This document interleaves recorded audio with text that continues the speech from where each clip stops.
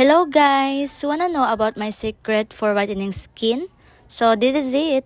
So muna akong ginagamit di ay guys nga lotion. A lot of my classmates or friends nagapangutan na sa kuha nga unsa daw ko gagamiton nga lotion nga puti kay ko bayot. Oo. Mauni siya mga jay, mauni siya di ba? So gamay rin ang ibutang ani dili nga ni kadaghan na daghanan na rin ako mga injay.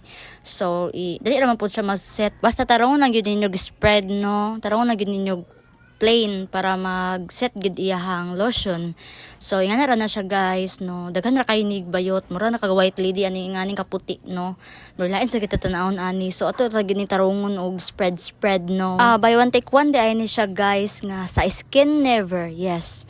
Uy bayot habol na mo kay sell sila karon, barato na nila karon. Duwa ka buok for only 200 kapin lang. Uy save na kay na bayot sa una hapit mag 300 ako na bayaran ani. Buy na mo nasa akong yellow basket.